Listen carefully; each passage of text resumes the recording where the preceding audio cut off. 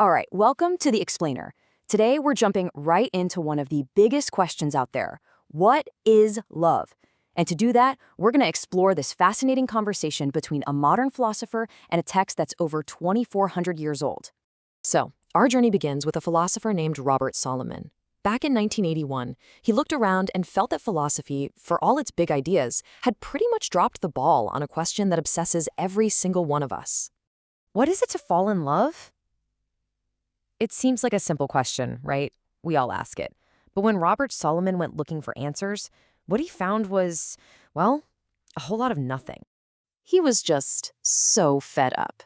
He saw all these cliches, these romanticized myths, but he felt like nobody was giving a straight, clear, philosophical answer. So he decided he'd have to be the one to do it. Okay, so what was Solomon's big idea? Well, his main move was to pull love down from the cosmos and put it right inside our own heads. He argued that love isn't some mysterious force that just happens to you. To really get Solomon's take on love, you first have to understand his take on emotions in general. For him, emotions aren't just raw feelings that wash over you. Nope, they are intelligent judgments we make about the world, and they're shaped by our culture. So falling in love isn't like catching a cold. You're not some passive victim of Cupid's arrow.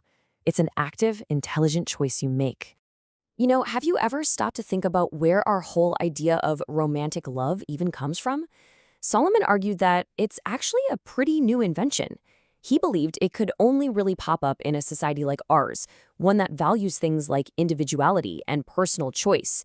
These are kind of like the cultural ingredients that make our concept of love possible in the first place. And this is where it all comes together. It's this incredible dynamic, right? You have two separate, fiercely independent people, the foundation of modern society, who then choose to merge and create this private, shared reality, a love world just for them. It's about redefining who you are through another person. And that's a huge idea. If love is a choice, it's something you have to build and maintain, not just something you find. But here's where things get really, really interesting. Solomon's biggest philosophical sparring partner wasn't some other modern thinker. It was an ancient text, a book he believed had been misleading all of us about love for more than 2,000 years. He basically felt this one book was the source of all these cosmic and mythical ideas about love that just got in the way of seeing it for what it really is, a personal, chosen emotion. So let's travel back in time to ancient Athens. Now, Plato's Symposium isn't your typical dry philosophy book. It's basically the transcript of a long, boozy party where a bunch of guys decide to kill time by each giving a speech praising Eros, the god of love. Probably the most famous story to come out of this party is from the playwright Aristophanes, and it's a wild one. He paints this picture of our ancestors as these powerful, round creatures with 4 arms and 4 legs. But the god Zeus got scared of how powerful they were, so he zapped them, splitting them right down the middle. And ever since then, love has been this deep, desperate search to find our other half and finally feel whole again. So, is that all love is? Just this selfish hunt for a missing piece of ourselves? You can see why Solomon hated this idea. This is exactly the kind of murky allegory he was talking about. It suggests we're incomplete on our own. And think about it. If your partner is your other half, a breakup means you're not just losing a relationship, you're losing a piece of yourself. But the party and the philosophy is not over yet. The absolute climax of the entire dialogue comes when the wisest guy in the room, Socrates himself, finally gets his turn to speak. But instead of giving his own big speech, he does something completely unexpected. He completely defers to someone else.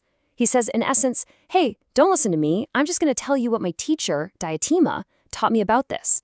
In a room full of men in ancient Greece, he credits a woman as the ultimate expert on love. That's huge. And with this one powerful sentence, Diotima, speaking through Socrates, just flips the entire script. She says love isn't about finding your missing half. It's a universal desire that all humans have, a desire for what is good, and the desire to have that good in our lives forever. Diotima's idea here is a total game changer. She says love, or eros, isn't really a god. It's a daemon, a kind of spirit that works as a messenger between us mortals and the divine. So think of love less as a destination and more like a powerful bridge, connecting our everyday lives to higher ideals like beauty, truth, and goodness. It's the force that pulls us upward. And here's the real punchline. For Diotima, the goal of love isn't just to find a partner and feel complete. The purpose of love is to inspire us to create beautiful things. Now, that could mean children, yeah, but it could also mean creating art, good laws, amazing ideas, or even just building a virtuous character. Love makes us creators. It pushes us to add more beauty and goodness to the world. Okay, so let's take a step back. We've got two incredibly powerful and incredibly different visions of what love is. Let's put them head to head and see how this ancient versus modern dialogue really stacks up. This really lays it all out, doesn't it? Look at the top row. For Solomon, love is a chosen judgment we build. For Diotima, it's a universal desire we all feel. And what about the goal? Solomon's idea is about creating a private love world that redefines the two people inside it. Diotima's goal is way bigger, to create beauty and connect with universal ideals. Which means for Solomon, love is a private, personal thing, but for Diotima, it's a cosmic bridge to the divine. So it really all boils down to this, doesn't it? Is love an intensely personal fortress, built for two to hide from the world? Or is it a force that breaks down our walls and connects us to something bigger, to the highest ideals we can imagine? Ultimately, that's the question this 2,400-year-old conversation leaves us with. It forces us to ask not just who we love, but what our love does, both to us and maybe even for the world. Is its purpose just to build an identity for two, or is it to inspire you to create something beautiful that will outlast you?